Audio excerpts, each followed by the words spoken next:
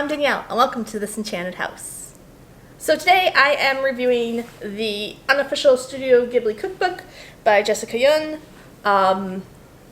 First off, she has a disclaimer on here: this book is not associated with Hayao Miyazaki, his publisher, or his studios, nor is this video in any way. But this is a review of this cookbook, which is themed on Studio Ghibli. If you're unfamiliar with Studio Ghibli, it is an animation studio in Japan famous for its kind of cozy, wonderful aesthetics. And I did a whole video on my video. I can consider my aesthetic Ghibli-esque because it kind of covers more mood and a variety of aesthetics. One thing the Ghibli movies are known for, though, is their incredibly appetizing depiction of food. The food in Ghibli movies is the stuff of dreams. It looks so delicious. It looks so decadent, and you just want, even though it's visual, you can just kind of feel how it tastes. And so the idea of a cookbook surrounded around the food presented in the Studio Ghibli movies is actually like a really good idea. So let's dive in.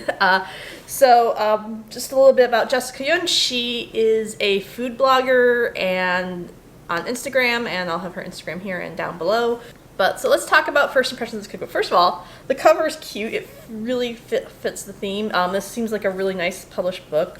The photography of the food is amazing and really just feels like I feel like she's really captured what real life Ghibli food would look like. There's just so many amazing photos. It has that same feel, even though, and I'm saying that's like, Ghibli food is the thing of fantasies, and at least in these photographs, I think she's really captured it. The recipes themselves do lean on Japanese food because Ghibli movies are Japanese, so you'll find a lot of Japanese recipes here. But there's also some things that are very, because there's also sort of this fantasy version of Europe that kind of comes in, so we see some recipes like that. And we have all the hits here. We have the ham ramen from Panyo. We have the fish pie from Kiki. But there's also a lot of recipes in here that maybe aren't necessarily directly out of Ghibli movies, but feel like they should be or could be. So there's a lot, like I said, there's Japanese recipes, like all the classics, karaage, okonomiyaki, ramen, besides ham ramen, katsudon, takoyaki. And then there's a lot of like really fun pastries, princess cake, which is a Swedish dessert. There is the Swedish cardamom buns, which, and of course there's also breakfast. Obviously, Howl's Moving Castle. That's one of the famous scenes is where Howl makes breakfast with the bacon and eggs. So that's in there. But there's also pancakes, toast. She gets into bento a little bit. So there's a great variety. That all kind of still feels Ghibli-esque. Reading through the recipes sound really good and really interesting. The directions seem, for the most part, really clear and stuff. So as I've kind of wanted to do with a cookbook review, I really wanted to go ahead and take a recipe in here and make it with you guys and show you how I went through making it. The recipe I picked was the green tea melon pan with blueberry compote filling. And there's a couple reasons I picked it. First of all, this seems like one of the more complicated recipes in the book, so it's a good gauge of like how there's some very nice simple recipes too, but it's a good gauge to see how me as an okay experienced home cook could follow this recipe. So the second is I've always loved melon pan. I've always wanted to try to make it, so it was that was also a reason. And finally, the timing worked out where I had a event coming up that weekend. My steampunk group, the Monroe Steam Salon, there'll be a Facebook down below if you want to check them out. Every year we have an annual potluck picnic. I always bring pastries. So this year I decided I would make this. So Let's see how well I did making green tea melon pan with blueberry compote. So guys, welcome to my kitchen. I have figured if you're going to review a cookbook, you should at least try some of the recipes out of it. So I've got the cookbook, and today we are going to make the green tea melon pan stuffed with blueberry compote. And I picked this recipe because it's one of the recipes in here that's really different.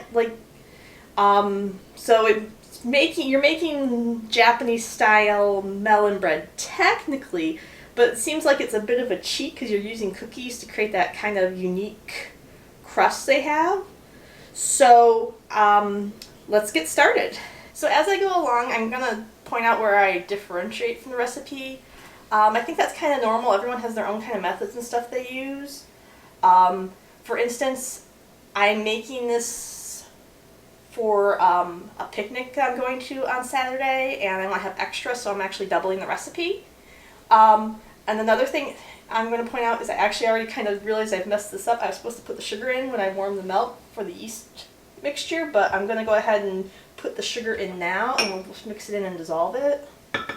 So I'm going to grab that. I'm going to need my little whisk, which I'm going to need in a second. So we're starting out by making up a yeast mixture. So we're taking warm milk with sugar in it. We're going to add the yeast to this, and we're just going to let this froth up, and this is going to be our rising agent for the bread. So the recipe calls for superfine sugar, but it's a little pricier, and I'm just trying out this recipe for the first time, and usually you can get away with using granulated sugar. It's just a matter of how much you're willing to spend, I think. So if you want to try exactly like in the book, it would be superfine, but I'm using granulated, and it should be okay. And then we're going to go ahead and add in 2 teaspoons of instant dry yeast. I'm going to mix that in.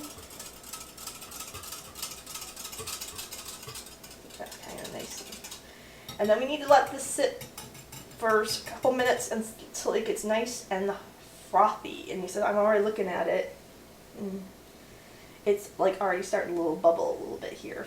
So we're using my stand mixer today because the recipe says to use one too when you use a dough cook. If you don't, you can do this kind of stuff by hand. It's just a little more labor intensive, and you can find tutorials online how to do this. We're basically making a really basic bread today. So I've got my stand mixer, and we're going to add in, once again, I'm doubling this, so the recipe calls for 2 cups plus 3 tablespoons bread flour. I'm using all-purpose flour because, once again, bread flour is a little more expensive. And the difference is bread flour has a little more protein in it, so it will, it makes gluten better, so this will be a little less glutinous maybe, but it's one of those things you probably wouldn't know the difference unless you're looking for it. I'm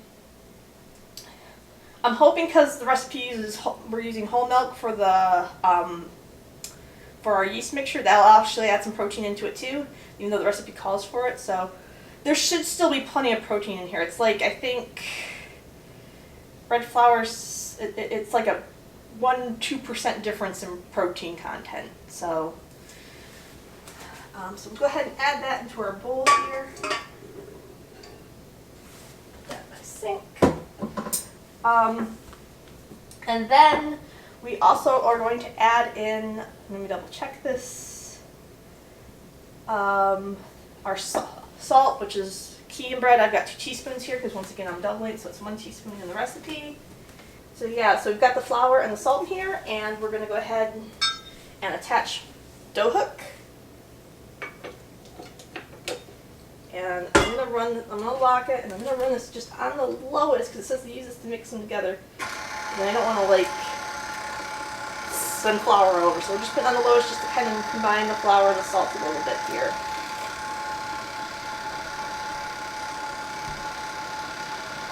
So we're checking on our yeast here, and I'm going to show you guys. Look how nice and frothy that has gotten. There's like a nice little layer on top there. So we're adding our yeast mixture to here.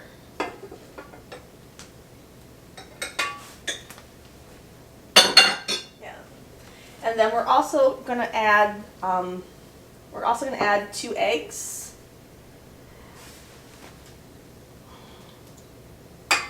And we're just going to let our dough hook do the work. So I know I've got the mixer going, but what you want to do is you want to start off slow, just so everything kind of gets incorporated and the flour doesn't get tossed out.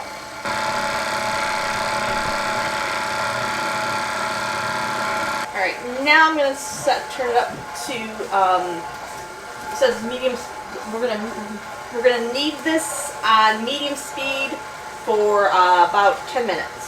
So, got about 3 minutes left on it kneading it here, and so I'm going to start adding in some of the other stuff. So I'm going to stop it for a minute here. We're going to go ahead. Oh, right, I gotta unlock it. You can kind of see we've got this great dough going. So we're going to add in some of the matcha, and I've got these chilled butter cubes. So we're adding in 1 teaspoon of matcha powder, which, by the way, comes in a little can like this. It's for making matcha tea. I've got 7 tablespoons of butter cubed, and I've kept it kind of cold, so we're going to kind of lift our dough out again. And we're going to use the last 3 minutes to kind of incorporate this in. So I'm going to lock it. We're going to start off slow again, just so we don't have an explosion. But once it kind of, it's just already, the dough just went to it. So while that's kneading, I'm kind of getting my bowl ready. I poured a little bit of oil in there, and this is how I usually grease up bowls. Is there's a little bit of oil, and I take a paper towel and I just use that to kind of rub it on, and it kind of takes out the excess, so you don't get like the oil pooling at the bottom, and creates this kind of nice grease layer in your bowl. So let's pull this out. Oh, look at this dough. It's not as green as I thought it would be, but let me pull it out here. Get off the hook. Okay. But yeah, this turned out really. It's kind of this lovely light green, but it's got. Ooh, this is a really nice. This feels really like nice and doughy. So what we're going to do now is we're going to set aside to rise. So I've got my greased bowl. We're going to just kind of let this. I'm going to put it in here, make it into a nice little mound. So that's our dough. Look how pretty that turned out. So we're going to cover it and let this rise for about an hour. I've got these great little cloth covers. So I'm just going to pop this on here. And then I always like to set my bread to rise right over here. I've got my window. It's 11ish, so we'll still get a lot of morning light here. And even if the sun rises, this is still one of the warmest spots in my kitchen. So we'll let this rise for about an hour. And in the meantime, we will start on the cookie part. So now it's for part 2. And it's the reason I was kind of drawn to this recipe is that even though we're making bread, we're then going to make basically a sugar cookie to go on top of it. So this is actually just basically sort of a sugar cookie recipe. Also, I forgot to put my apron on for the first part, so now I have my apron because, flour and stuff. Anyways, so to start off with, we are starting off with 7 tablespoons of butter softened. And once again, I am doubling this. And then we're going to combine that with our sugar. This is creaming, which is a pretty standard baking technique where you put the butter sugar in the mixer and let it go. Actually, probably make sure that's locked in place.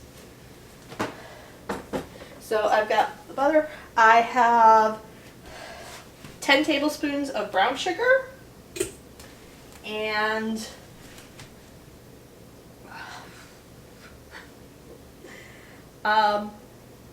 let's see. 2/3 plus 4 tablespoons of the white sugar, and you just let this mix together till it's nice and fluffy and the sugar's kind of incorporated into the butter. Alright, so this is where we're going to talk about reviewing a recipe, and sometimes where you get messed up in the recipe. So there's a couple things here. It just said add the sugar, so I assumed it was adding the brown sugar, but then and you should read the recipe first, but sometimes you read through the recipe and you don't remember all the steps. my brain sometimes is, so you are supposed to sprinkle brown sugar onto the finished loaves when you're done, but the brown sugar was listed in the cookie dough part, so I assumed it was part of the sugar that goes in here. This is fluffing up, but not quite as much as I want, so I might add a little extra butter. But then the other thing is, it has in the cookie dough listed 2 tablespoons of whole milk, which I've measured out, but it does not tell me where to place them in. I'm gonna alright, well, for cookie dough, you don't necessarily add in milk usually, so I'm debating whether to add this in or not. For most sugar cookie doughs, I wouldn't add it in, so I'm debating whether I want to add this in or not anywhere, because it doesn't list it. I don't know if this is a misprint for the recipe ingredients, or if this is something that got left out of the instructions. So, yeah, I found a thing. So, like I said, I'm not sure about the brown sugar now. Like, this is just messed up, because also brown sugar I usually would not put in a sugar cookie dough. I would put it in a like a chocolate chip cookie dough. But we'll see. We'll see how this turns out. This is why we're doing this. So, but I've creamed my sugar and butter, and now it's time I'm gonna add in my 2 eggs and 2 teaspoons of vanilla. Because once again, like I said, just remember I am doubling this entire recipe. So while this incorporates, I've decided I'm just gonna leave the milk out for now. See what happens. I have about 3 cups plus 2 tablespoons of flour here, and I am going to add to it my 2 teaspoons of green tea and my 2 teaspoons of baking powder.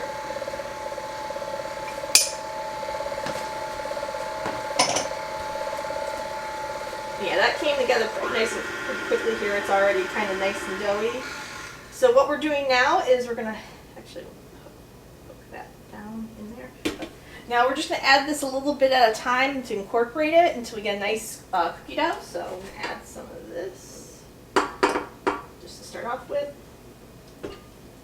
And incorporate that in.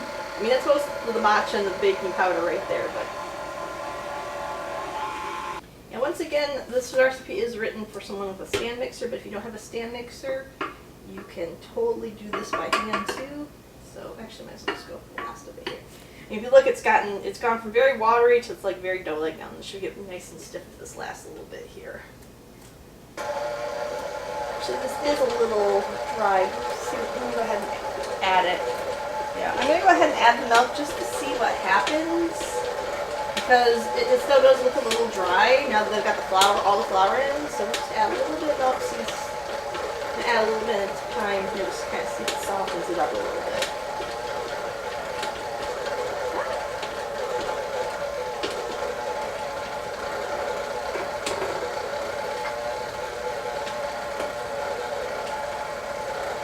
Which, by the way, this is something, if you are making cookie dough, this actually is a trick you can do if your dough doesn't seem quite, it seems like too powdery, it doesn't seem like it's incorporating into a dough. You can add a little bit of milk to oh, that actually looks pretty good. I don't want to add any more.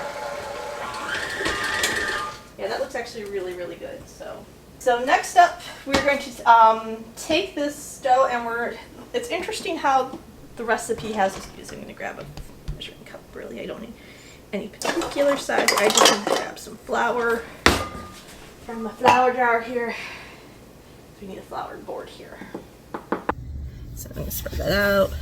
So I have a nice floured surface to work on. Kind of just gather this all up. So, pull this out of here.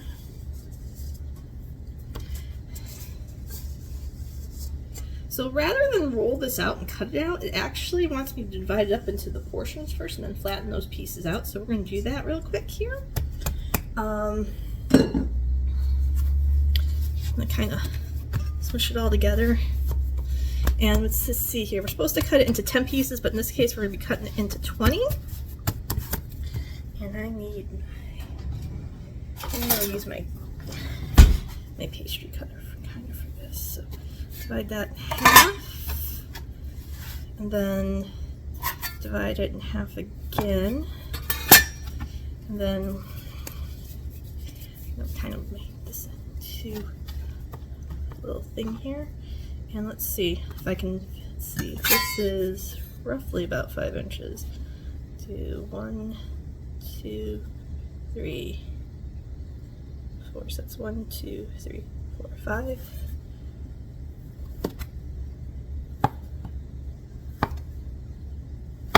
So they're all, make those into little balls. Roll into a little ball, and then we'll flatten it out to a disc. And I'm going to do this 20 times.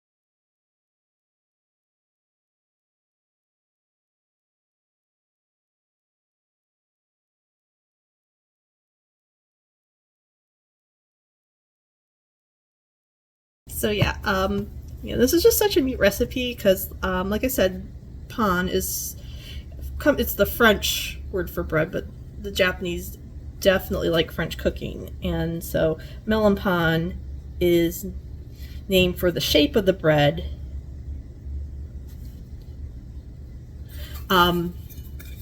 As opposed to like the taste. It can be melon flavored. They add flavors to them and fillings, which we're going to do for this bread too.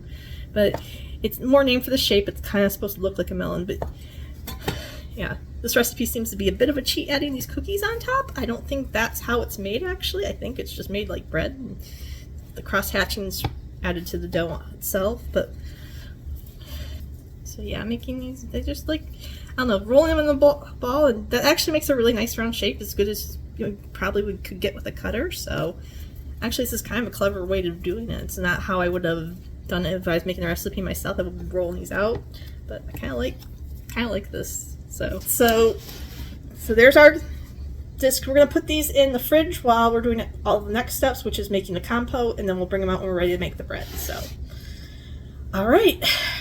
So for the last component of this pastry is the filling, which is the blueberry compote, which we're gonna make now on the stove here. So we're starting off with 2 cups frozen blueberries, and I'm just throwing that reminder again that I am doubling everything. 1.5 cup brown sugar. I was just a slight bit short on the 1/2 cup, so I added just a little bit of dark brown sugar to my light brown sugar. So that just point out a difference. But let's see. 2 teaspoons of lemon juice, or 4 teaspoons of lemon juice, sorry.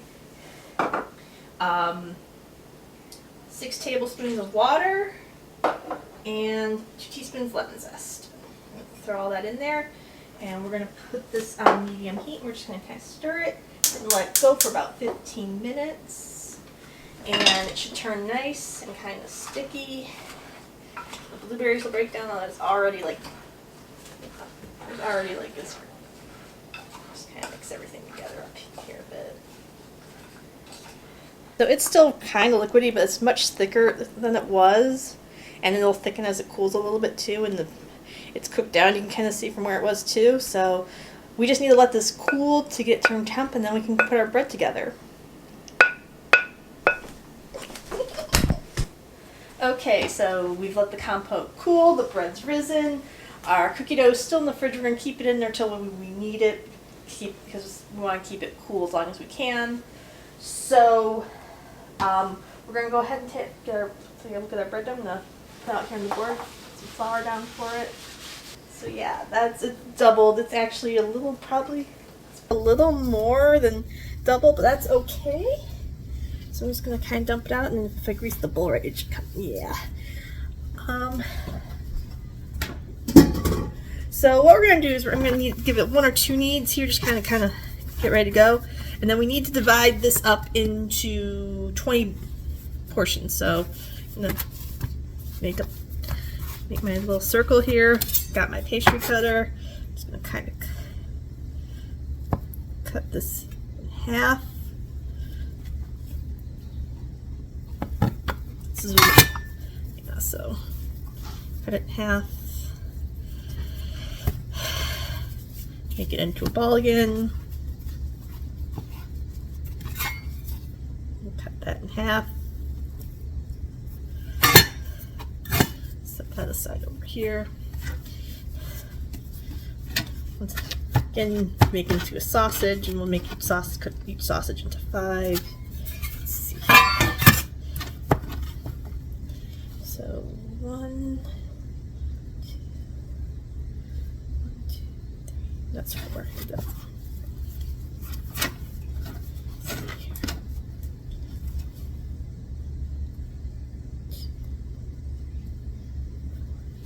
So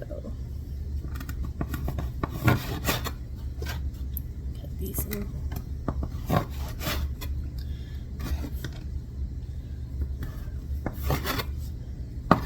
Balls.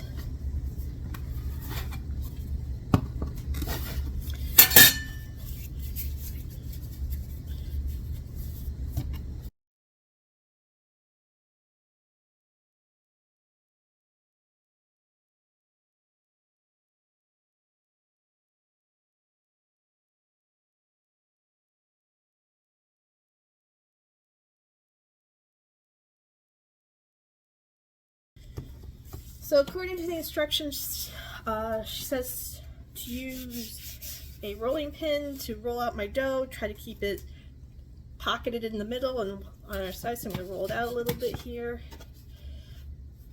and roll it out a little bit here, roll it out a little bit here. I'm going to push down in the middle just a little bit. Okay, and then we're going to take 1 tablespoon of our compote. Put that in the center, and we're going to kind of fold this up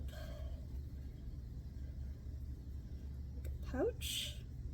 Got a little bit of compote poking through, but hopefully that won't be too bad, because I'm going to put the cookie on top here in a minute. So I've got like a pouch, pinching it together, get a nice kind of seal on it here.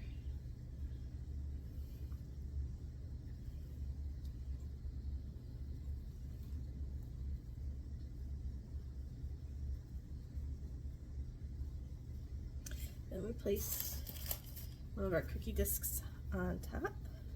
Oh, I got a little bit of compote on my hand, but and we're just going to go ahead and transfer it now. So once again, flatten that out. Roll it out a little bit here. Just a little bit. Roll it out. Nice big circle here, kind of pizza donut in the middle. I think that'll make a nice little pocket. Need to get the blueberry off my hand. That's okay. There's a little bit of blueberry on the outside. It won't. So a tablespoon of that. This again. I start to pull it up here. Make our little bow. I don't know. This almost feels a little bit like if I just get a little bit squeezed out on the top, it's okay. It reminds me a little bit of making bao buns, which is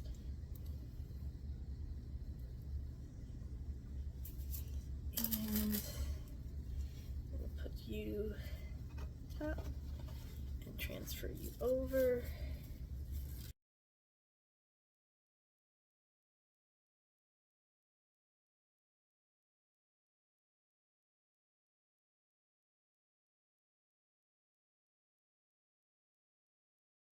Though I'm kind of wondering, the cookies kind of seem to, I'm almost wondering if I should have not put them in the fridge. They seem to get this dough stiffened up a way more than I thought it would.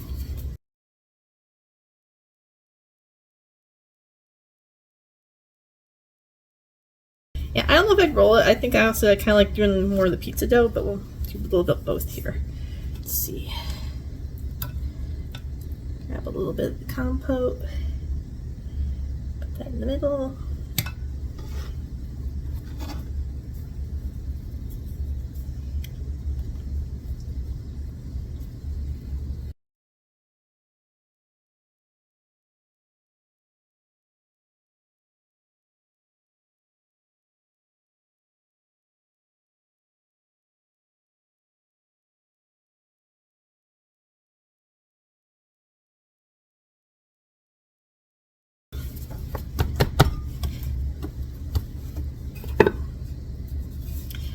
Roll this out. And roll it out again. Though I am finding that pizza doughing it, which is where you kind of do the pinch in the middle so you get the little crust on the side, is working really well.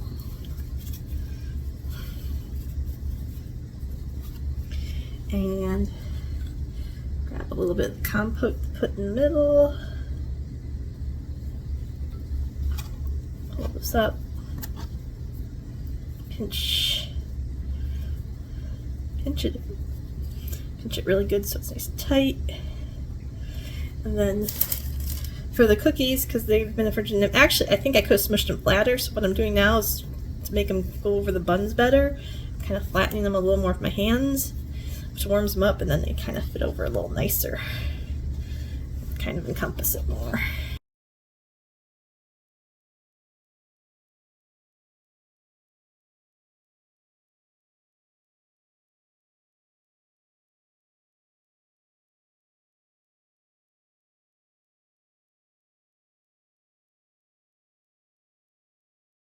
So yeah, I am preheating my oven at this point because I've realized I have to proof bread, and one of my ways that I like to proof bread actually is if I just turn the oven on while it's preheating, the top of my oven gets warm, and then it makes a very nice way of proofing it without having to try to put it in the oven to proof and then turning up to bake it. So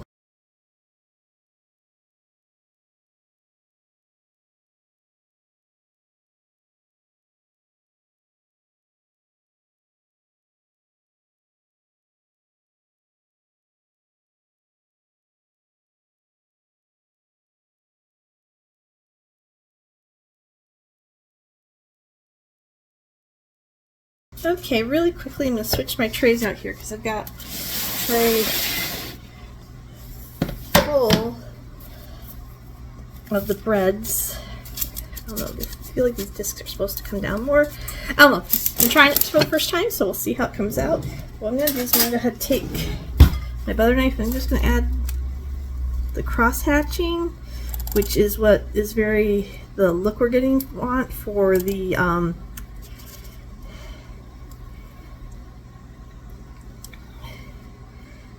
bread. It's the signature look for the pan, the melon pan. This is what makes it melon pan, I guess. Hope that one goes just a little bit. Should you try a sharp knife? Alright, try my paring knife. Alright, not happy how this has turned out, so those are experiments. Let's actually try with the paring knife here. Let's see how this works. Oh yeah, that's more what we want. Making just nice shallow cuts. Just want it to look kind of like, I want it to split open kind of like, honestly, the bread. Yeah, we want that, and I think I might add a cut right there. So yeah, use a sharp knife. And then when we're done here, I'm going to cover this with plastic wrap, and we're going to let this proof, the recipe says, for about 40 minutes, which sounds about right. We want just these to get a nice rise on them. Like I said, I've got my oven preheating in the back, so I found usually the residual heat from it preheating is usually just enough not to look really bad with my finger. Watch where you put your fingers when you're cutting. That just want to score it. Don't need deep cuts here, though.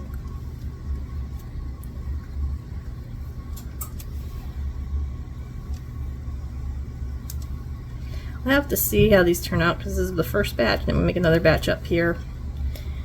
And it's one of those things I think is just you go through, you kind of get the hang of it, you get better at it. So I'm just kind of gently dragging the knife, not even cutting with, trying not to cut with it so much as like just make a line.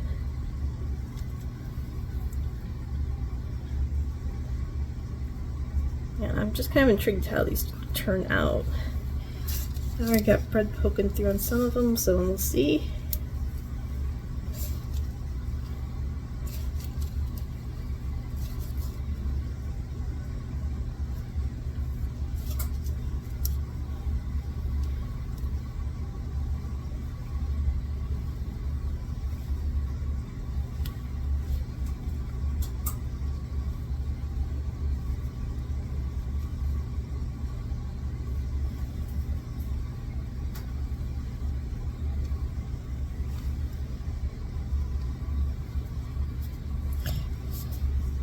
Look is only perfect. I mean, I know we're talking about Ghibli, and that Studio Ghibli is famous for how awesome their food looks.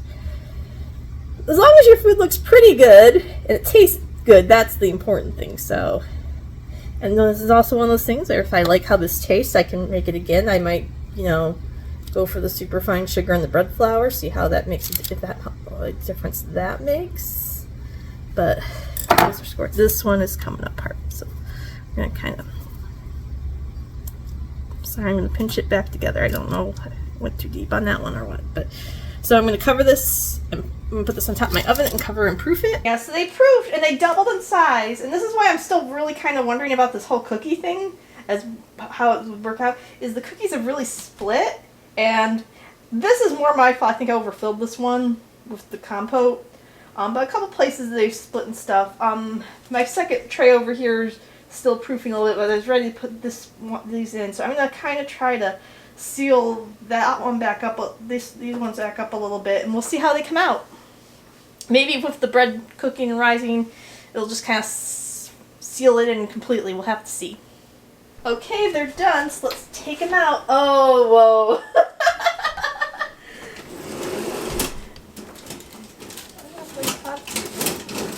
Something. Oh, those kind of exploded, and I'm not sure. They look like they're done. I don't know.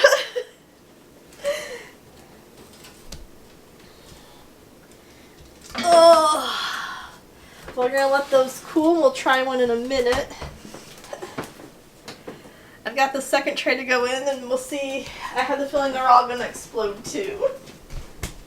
So we'll see what happens, but we'll give them some time to cool. Yeah, the bread feels like it's done.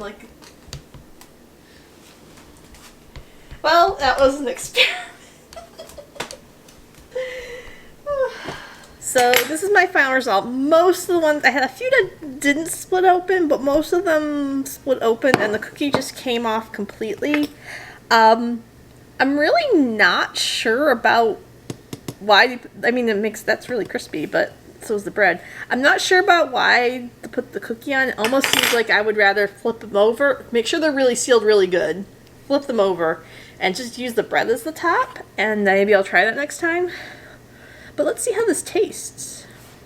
I'll get some of the blueberry in there too. Oh, good.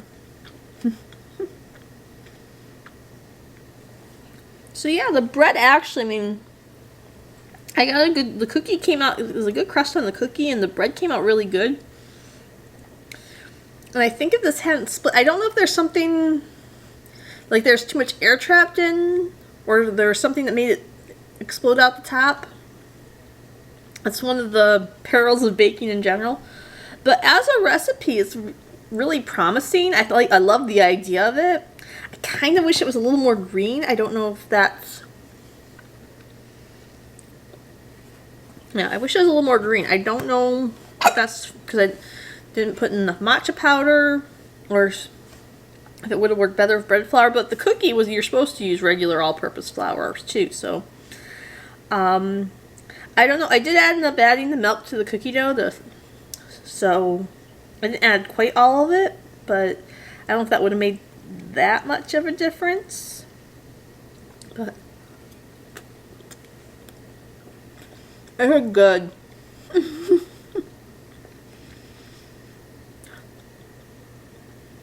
This would be really good with some butter. This would be really good with like butter or like, ooh, with ice cream. I don't know, like that. It seems like I want something really creamy and fatty with it. Also, one last thing, I forgot to sprinkle sugar on the top of the loaves before I bake them. Not that I'm missing it that much, because it's like just the right amount of sweet. That's one of the things I really like about it. It reminds me of a Japanese pastry in that it's got that, it's sweet, but it's not like sugary sweet. It's just got just the right amount of sweetness between the compote and the bread and the cookie. Yeah, no, the textures on it are really great. If it hadn't split open, it'd be perfect. I might try it again, see if it goes better with something like bread flour. And superfine sugar might have also been an issue. The reason you use superfine sugar is it incorporates better, but since I was putting it in the milk and dissolving it anyway, it shouldn't have made any difference. And the cookie called for the regular sugar, so I don't know. But yeah, this is really good, and I would try making this again to see if I can make it look prettier. But the flavor combination is really good. It's really balanced. You get the matcha, but it's not overpowering, which is, and it plays really well with the blueberry. So yeah, the bread, like, I don't know if you guys can see. Look at how good that bread came out. Even that's not even me using. That's just me using regular flour. That's a really nice fluffy bread. And likewise, this cookie has a nice crisp to it. It's a little hard. I don't know if I can't see how I could have made the cookies any thinner. But I wonder if it's because I put the brown sugar in them and I wasn't supposed to. And the brown sugar was supposed to be spread on top. So I might try these again, not putting the brown sugar in the cookie. Maybe trying with bread flour instead to see, but honestly that bread turned out really good. And playing around with maybe how they get sealed up. Maybe adding a little bit of milk or something just to where I seal it. Maybe that's what the milk was for. But what if it's been to seal the bread? Yeah, the other thing is I am curious as to, why not just fill it, flip it, score it, cook it. But yeah, this is really good. So yeah, that was my experience. So really quickly, I thought I'd show you the final result as I took them to the picnic, and I took the prettiest ones, the ones that didn't really where the filling didn't explode through. They're also with some other things I made, including some scones, some tea sandwiches, and some carrot fritters. Also, there's some really lovely decorations done by another member of our group, Cindy, who does the flowers every year, and they always look so great. And she has these great bases, and you'll see. So this is what the Steam Salon picnic had.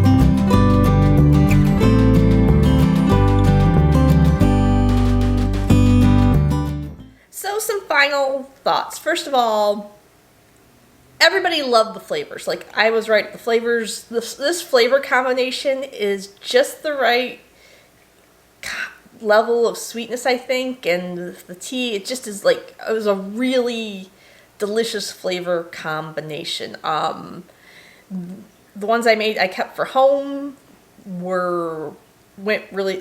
everyone ate them up like within like a couple days. Everyone seemed to really like the ones I took to the steam salon picnic, and the leftovers that were there, everyone took them home too. So in terms of flavor and taste, this was an excellent recipe. In terms of how it was written, there were some missteps and things I wasn't sure on. The main thing was I wasn't really sure about the cookie dough on top of the bread, and I think part of the problem was maybe the brown sugar was not supposed to go in there. That was just for sprinkling on later, and that the milk was supposed to go in there. I did put the milk in eventually, but I think I ended up with too grainy of a cookie dough, and that was part of the problem, because the cookie dough, it seems, was really supposed to be the part that seals the bread so it doesn't go. The other thing is I actually did go watch a video of someone making melon pan, and I'm not sure if I totally followed it right, but it does look like that they put like a separate layer of dough on top of the inner dough to make that extra crusty layer. I don't know if it's cookie like in this recipe, but it was, when the guy made it, he formed it like all the way around the dough. Like it was like completely round, like you could see my discs sitting on top. So I think I really did need to press that dough into the other dough. And that was probably my mistake, because it even says that in here, and I wasn't sure. I was me being cautious, me not wanting to like rip the dough apart, because like I said, my dough ended up crumbly. So I think part of it was the instructions weren't quite clear on what on things. I maybe misread things a little bit too. Like I'm pretty sure the brown sugar, I wasn't supposed to put in the brown sugar, just the regular sugar. Still confused where the milk was supposed to go, but. So my dough might have been a little more crumbly than was intended, and I didn't press it in well, so that's why they all exploded. I'm probably going to try this recipe again, making these adjustments,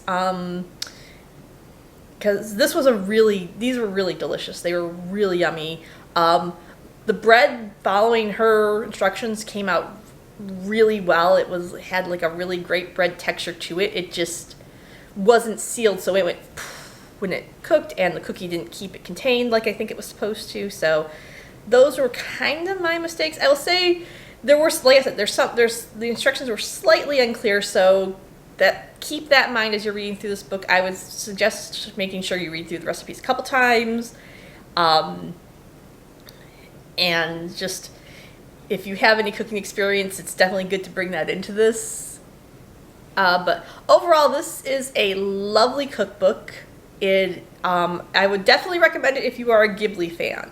If you want to try to recreate that Ghibli food, this is a great place to start. If you are a cottagecore person, I also highly recommend it, because I've talked about this before, but Ghibli and cottagecore are really linked, and it's really, if you're into cottagecore, you will probably like Studio Ghibli films. And the recipes in here really do feel cozy. They feel warm. They feel they have that wonderful homemade feel to them, and the flavor combinations look great, look delicious. As a general cookbook, I would not maybe recommend this if you are a complete first timer or you're new to cooking.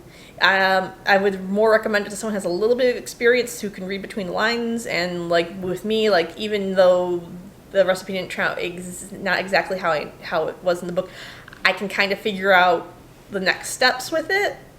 But overall, I mean, if you have any cooking experience, this is a great cookbook. If you're a Ghibli person, I will say it's probably a must-have, and you should add it to your collection.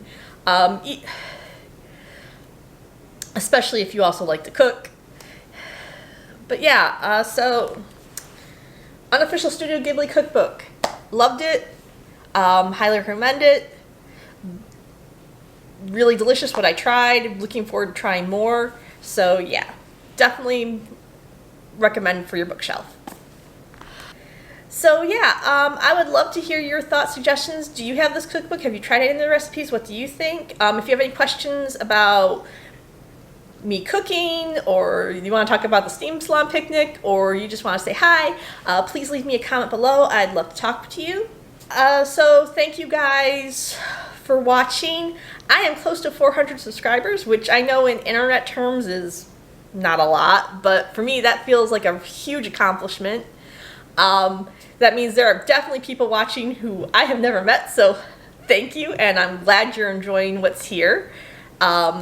If you're new here and you just stumbled on, this is the first time you've come to my channel, welcome. If you enjoy this video, please check out my other videos. I do a lot of stuff in this vein. We live the enchanted life here, so Ghibli is definitely all about the enchanted life. So please check out some of my other videos. If you like this video, please give it a like. And if you like everything, please subscribe, and then yes, you can keep up with the latest and the greatest. I would also love to connect with you guys on social media. I have links to the Instagram, Facebook, and Twitter below. I'd love to connect and talk with you guys there too. I hope you guys have an enchanted day, and I will see you guys next time. Bye!